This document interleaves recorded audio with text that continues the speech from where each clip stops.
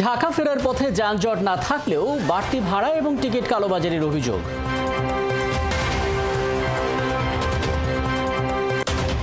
বাজারে সবজির দাম কম, বেড়েছে মাছ, মাংস আর চালের। একই আছে পেঁয়াজ রসুনের দাম।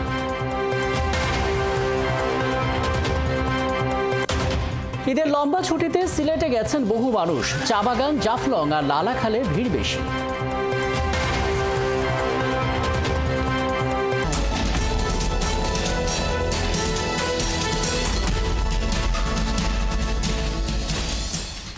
স্বাগত দেশযোগে, আপনাদের সঙ্গে আছে আমি রাকিব হাসান। প্রধান শিরোনামগুলো শুনছিলেন, এবার বিস্তারিত।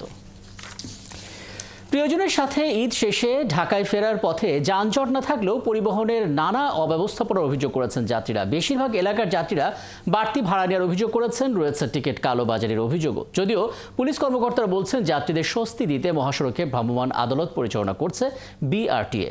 আমাদের সহকর্মীদের পাঠানো তথ্য এবং ছবিতে বিস্তারিত।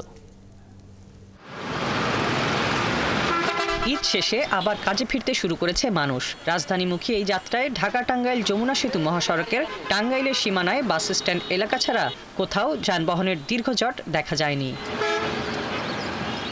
ফিরতি ঈদ যাত্রা ভোগান্তিমুক্ত রাখতে কাজ করছে ট্রাফিক পুলিশ। কোনো ধরনের যানজট ছাড়াই লোকজন ঢাকায় ফিরছেন এবং ঢাকা থেকে উত্তরবঙ্গগামী যাত্রী সাধারণ নির্বিঘ্নে উত্তরবঙ্গ চলে যেতে পারছেন। শুক্রবার সকাল থেকে রাজবাড়ীর দৌলতদিয়া ফেরিঘাটে বাড়ে মানুষের ভিড়। তবে দক্ষিণাঞ্চল থেকে আসা যাত্রী ও যানবাহনগুলো অপেক্ষা ছাড়াই ফেরিতে উঠতে পারে। দৌলতদিয়া পাটুরিয়া নৌ রুটে বর্তমানে 17টি ফেরি চলাচল করছে। আমাদের বহরে থাকা ফেরিগুলি এবং দৌলতদিয়াতে সচল থাকা 3টি ঘাটের মাধ্যমে আমরা পারাপারের জন্য আগত সকলকে খুব ভালোভাবে নিরাপদে স্বাচ্ছন্দ্যে পারাপার করতে পারবো। পাটুরিয়া ফেরিঘাট দিয়ে পার হওয়ার সময়ও যাত্রীদের কোনো ভোগান্তি না থাকলেও অতিরিক্ত ভাড়া নেওয়ার অভিযোগ ছিল। তাড়াতাড়ি গেলে একটু চাপ কমবে এবং ওখানে একটু রিফ্রেশমেন্ট পাওয়া যাবে। আগে যাচ্ছে যেন জ্যামের মধ্যে মনে করেন এর মধ্যে যেন না পড়তে হয়। অতিরিক্ত যাত্রী বহনের দায়ে 2টি লঞ্চ কর্তৃপক্ষকে 26,000 টাকা জরিমানা করা হয়। ভোলার ইলিশা ও লক্ষ্মীপুর রুটের লঞ্চ ও সি ট্রাকগুলোতে 2 থেকে 3 গুণ অতিরিক্ত যাত্রী নিয়ে চলাচল করে। আসে এখানে কোনো লস পায় নাই এবং এখানে খুবই যাত্রী এবং পল্টনে দ্বারাই সুযোগ হচ্ছে না। একটা লঞ্চ মনে হচ্ছে মানুষ হচ্ছে যতটা লিমিট তার থেকে অতিরিক্ত নিচ্ছে মানুষ। যাত্রীদের ভোগান্তি কমাতে রাজশাহী ঢাকা মহাসড়কে যাত্রীদের কাছ থেকে অতিরিক্ত ভাড়া আদায়ের অভিযোগে হানিফ পরিবহনকে 20,000 টাকা জরিমানা করে ভ্রাম্যমাণ আদালত। গতদিন আমরা বলেছিলাম যে ভাড়া না আদায় করার জন্য এবং 4 টাকানোর জন্য, সেই আদেশ পালন করছে না। এই জন্য 102 ধারাতেও তাদেরকে 2টা ধারা মিলে 20,000 টাকা জরিমানা করা হয়েছে। যশোরের Monihar bus stand, new market, Shankarpur terminal, Palbari মোড় কাউন্টারে যাত্রীর চাপ থাকলেও টিকিট সংকটের কারণে ভোগান্তির অভিযোগ করেছেন অনেকে। কর্মস্থলে ফিরে যেতে হবে আর কি, আমি চাকরি করি তো টিকিটের সংকট আছে আর কি, আমি টিকিট পাচ্ছি না। টিকিট ভাড়া বেশি নিয়েছে, আগে 750 টাকা নিচ্ছে, এখন নিচ্ছে 1100 টাকা। কুমিল্লায় 3টি বাস টার্মিনাল সহ জেলার মহাসড়কের পাশে বাসের অপেক্ষায় দাঁড়িয়ে থাকতে দেখা যায় অনেক যাত্রীকে। যানজট মুক্ত ছিল, আমরা খুব স্বাচ্ছন্দ্যভাবে ঈদ করতে পারছি। তো যানজটও নাই, আপনার অনেক শান্তিতে ঈদ করতে পারতেছে আর কি। জেলার 105 কিলোমিটার মহাসড়কের 12টি হটস্পটে সতর্ক অবস্থানে রয়েছে সেনা ও হাইওয়ে পুলিশ সদস্যরা। দুর্ঘটনা এড়াতে প্রশাসনের সুষ্ঠু তদারকির দাবি জানিয়েছেন যাত্রীরা। হাসিবা আলী বর্ণা, 71।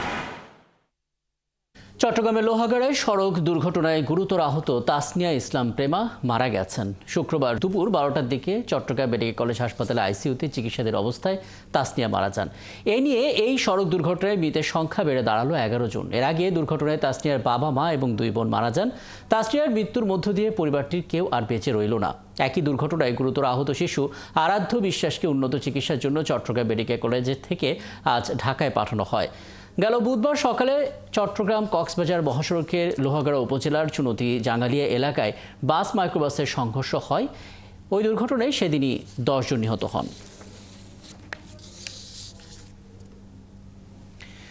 জামালপুরে যমুনা নদীতে সাঁতার কাটতে গিয়ে নিখোঁজ প্রবাসী উদ্ধার অভিযান দ্বিতীয় দিনে সমাপ্ত ঘোষণা করেছে ফায়ার সার্ভিস। কয়েক কিলোমিটার জুড়ে উদ্ধার অভিযান চালিয়েও নিখোঁজ আতর আলীর সন্ধান মেলেনি। বৃহস্পতিবার বন্ধুদের সাথে যমুনা নদীতে সাঁতার কাটতে গিয়ে প্রবাসী আতর আলী নিখোঁজ হন। তিনি জামালপুরের ইসলামপুরের নোয়ারপাড়া ইউনিয়নের মাইজবাড়ি গ্রামে বোনের বাড়িতে বেড়াতে গিয়েছিলেন। নিখোঁজ আতর আলীকে উদ্ধারে সেদিনই অভিযান শুরু করে ফায়ার সার্ভিসের ডুবুরির দল। দলের প্রধান সিদ্দিকুর রহমান জানান, আতর আলী মালদ্বীপ প্রবাসী ছিলেন। বন্ধুদের সাথে যমুনা নদীতে সাঁতার শেষে সবাই তীরে উঠলেও আতর আলী গভীর পানিতে তলিয়ে যান। দুদিনেও তার খোঁজ না পাওয়ায় উদ্ধার অভিযান শেষ করা হয়েছে।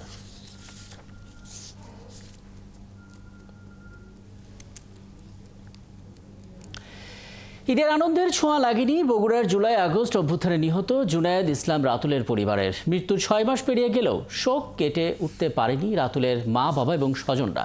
একমাত্র ছেলেকে হারিয়ে বাবা মার মনে শুধুই হাহাকার। তাই এবারের ঈদে কোনো আয়োজন ছিল না ওই পরিবারে। আমরা বিএনপি পরিবারের পক্ষ থেকে সাক্ষাৎ করে খোঁজ খবর নেওয়া হয় এবং জানানো হয় সান্ত্বনা।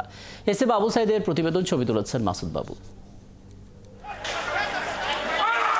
জুলাই অভ্যুত্থানে বগুড়ার ছাত্র জনতা সামনে থেকে লড়াই চালিয়েছেন বন্দুকের নলের সামনে দাঁড়িয়ে। বৈষম্যহীন দেশ গড়তে আন্দোলনে তাজা রক্ত দিয়েছেন শিক্ষার্থী, দিনমজুর, রিক্সা চালক সহ নানা শ্রেণী পেশার মানুষ। তাদের একজন জুনায়েদ রাতুল। পড়ার টেবিলে বই, খাতা, স্কুল ব্যাগের সঙ্গে খেলনা সবই আছে। নেই শুধু 6ষ্ঠ শ্রেণীর শিক্ষার্থী রাতুল। গত 5 আগস্ট পুলিশের সররা গুলিতে আহত হওয়ার 49 দিন পর সে মারা যায়। প্রতিটা ঈদে আমার সন্তান, প্রতিটা ঈদে বাবা 2 সেট কাপড় নিয়ে দে আব্বু, 2 সেট। আচ্ছা বাবা তাই নিয়ে দেবো। 2 সেট করে কষ্ট নিজে কাপড় নিয়েছিলাম, আমার সন্তানকে দিচ্ছিলাম 2 সেট করে কাপড়। আমরা বুঝতে পারিনি হয়তো জীবনের শেষ ঈদটা ওই রকম ওর ছিল, মানে হারিয়ে যাবে দেখে হয়তো ওই রকমও করছে উচ্ছ্বাস আমার ছেলের ভিতর।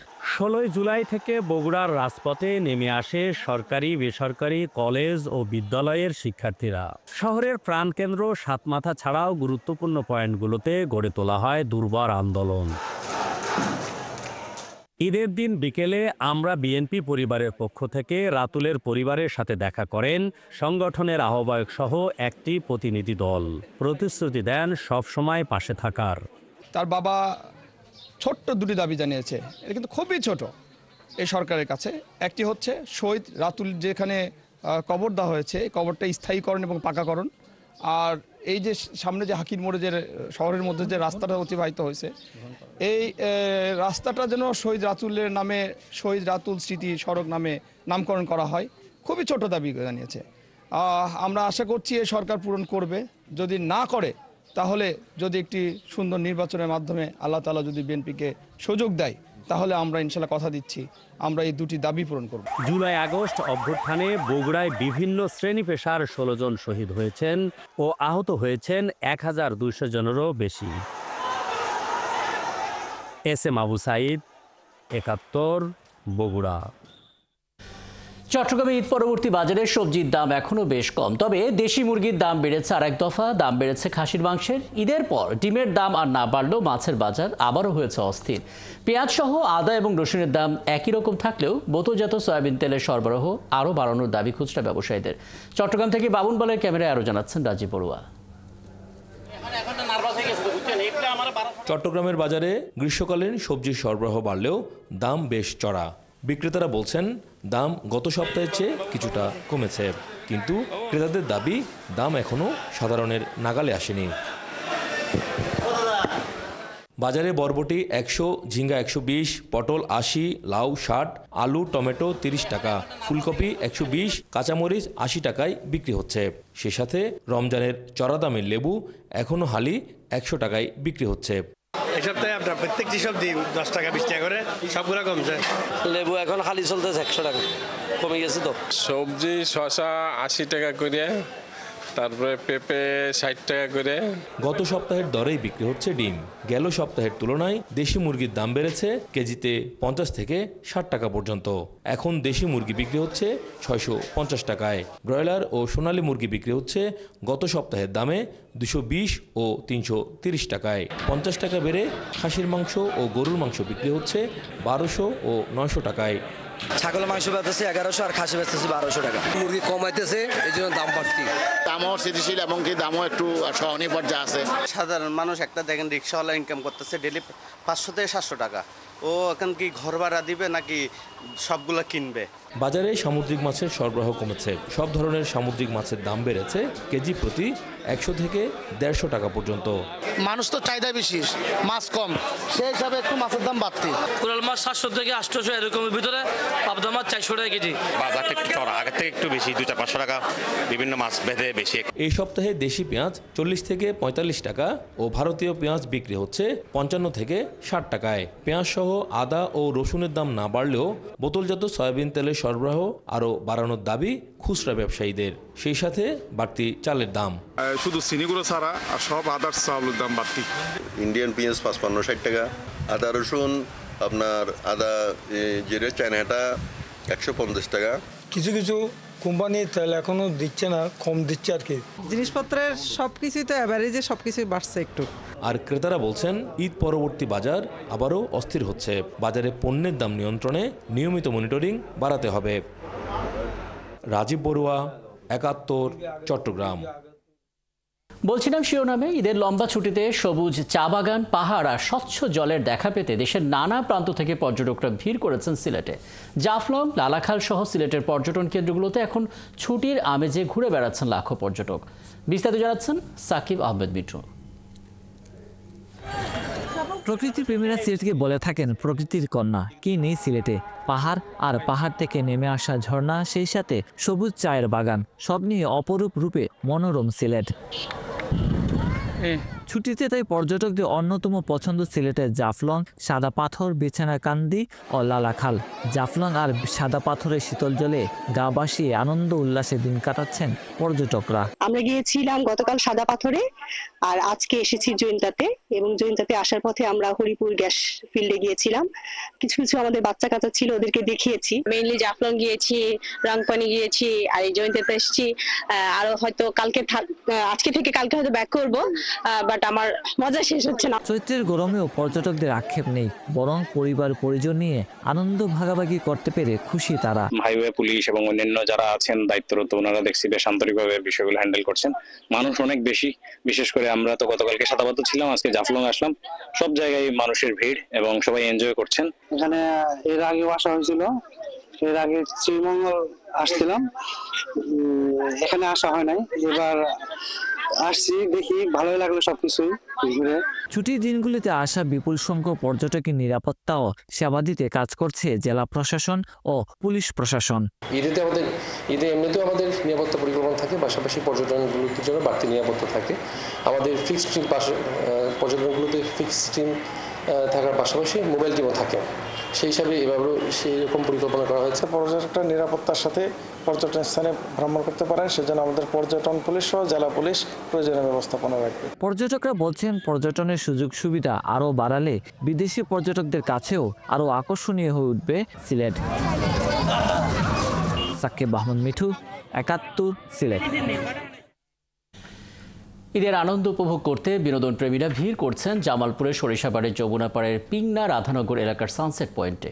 সন্ধ্যায় সূর্যাস্ত দেখা কিংবা নৌকায় যমুনা নদীতে ঘুরে বেড়ানো সহ নানা আনন্দ উপভোগ করছেন তারা। দর্শনার্থীরা বলছেন উদ্যোগ নিলে এটি পর্যটন কেন্দ্র হিসেবে আরও জনপ্রিয় হতে পারে। মমিনুল ইসলাম কিসমতের তথ্য এবং ছবিতে প্রতিবেদন। একসময়ের রাক্ষসী যমুনা নদী এখন পর্যটনের প্রাণকেন্দ্রে পরিণত হয়েছে এই অঞ্চলের মানুষের কাছে। ঈদের দিন থেকেই উপজেলার পিংনা রাধানগর এলাকায় নানা বয়সী মানুষের ভিড় দেখা যায়। প্রতিদিন বিকেল হলেই যমুনার নির্মল বাতাসে গা ভাসিয়ে দিতে উদ্গ্রীব মানুষগুলো এখানে ছুটে আসছেন। পরিবার পরিজন নিয়ে ছোট ছোট নৌকা ভাড়া করে ঘুরে ফিরছেন যমুনার বুকে। নদী ভালো লাগে, নদী দেখার জন্য আর কি এখানে প্রধানত ঘুরতে আসে। নদীর পরে ঘুরতে এসে নৌকা দেওয়া পারে যা ঘুরে আসার, এটাই মজা পায়। ঈদ উপলক্ষে এখানে নৌকার ব্যবস্থা আছে। আমরা এখানে মনে করেন লোকজন আসলে আমরা ঈদ উপলক্ষে তাদের এমনি রিমাইন্ডে ঘুরাই হয়তো অল্প হাতিয়া কিছু দিলে আমরা নেই, না হলে আমরা এই মনে করেন তাদেরকে আমরা ঘুরাই। তবে নিরাপত্তা ও নানা সুবিধা বাড়ানোর দাবি দর্শনার্থীদের। এখানে পাবলিক টয়লেটের কোনো ব্যবস্থা নেই, সেক্ষেত্রে এটা যদি করতে আরেকটু বেশি ভালো হতো। নিরাপত্তার জন্য সরকারিভাবে যদি ব্যবস্থা করা হতো পুলিশ প্রশাসনের থেকে, তাহলে মনে হয় আর একটু ভালো লাগতো আর কি। এদিকে সরকারিভাবে আরও সুযোগ সুবিধা বাড়ালে এখান থেকে রাজস্ব আদায়ের সম্ভাবনা রয়েছে বলে জানায় কর্তৃপক্ষ। সহযোগিতার হাত বাড়িয়ে দেয় তাহলে এখানে একটা দর্শনীয় স্থান গড়ে উঠবে এবং সরকার এখান থেকে রাজস্ব পাবে আমার বিশ্বাস। যমুনার অপরূপ সৌন্দর্য বিনোদন প্রেমীদের এবার অনেক বেশি আকৃষ্ট করছে বলেও জানায় কেন্দ্রের ব্যবস্থাপনা কর্তৃপক্ষ। শারমিন স্বপ্না, ৭১। নারায়ণগঞ্জের বন্দরে নাঙ্গলবন্দে রাজঘাটে ব্রহ্মপুত্র আহ্বান এবং গঙ্গা আরতি অনুষ্ঠিত হয়েছে। বৃহস্পতিবার সন্ধ্যায় বাংলাদেশ পূজা উদযাপন পরিষদের আয়োজনে এই অনুষ্ঠান হয়। ব্রহ্মপুত্র নদে শুক্রবার দিবাগত রাত 2টা থেকে শুরু হয় অষ্টমী স্নানোৎসব। হিন্দু সম্প্রদায়ের এই স্নানোৎসব শেষ হবে শনিবার দিবাগত রাত 12:51।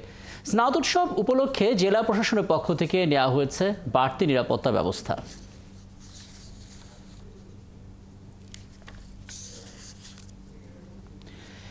ঈদের আনন্দ আরও বাড়িয়ে দিতে গ্রাহকদের জন্য সমুদ্র সৈকতে এলিট বিচ ফেস্টিভ্যাল 2025-এর আয়োজন করেছে রবি। এই ইভেন্টে থাকছে দেশের জনপ্রিয় ব্র্যান্ড এবং লোকাল শিল্পীদের দিনব্যাপী পরিবেশনায় লাইভ মিউজিক এবং পারফরমেন্স। এছাড়া থাকছে ডিজে এবং লাইভ ফায়ার স্পিনিং শো, আতশবাজি প্রদর্শনী, দিনব্যাপী ম্যাজিক শো, এন্টারটেইনমেন্ট এবং ফান অ্যাক্টিভিটি, সাথে special gaming zone, kids play zone এবং ঘুরে উৎসব সহ নানা আয়োজন তো থাকছে। রবি কর্তৃপক্ষ বলছে এলিট গ্রাহকদের ঈদকে আরও স্পেশাল করে তোলার জন্য মূলত আয়োজন করেছেন তারা। বৃহস্পতিবার থেকে শুরু হওয়া এই আয়োজন 5ই এপ্রিল পর্যন্ত প্রতিদিন সকাল 10টা থেকে চলবে রাত 10টা পর্যন্ত।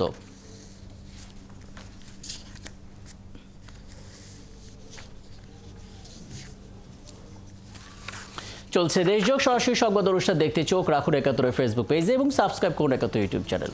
থাকুন ৭১-এর সাথে।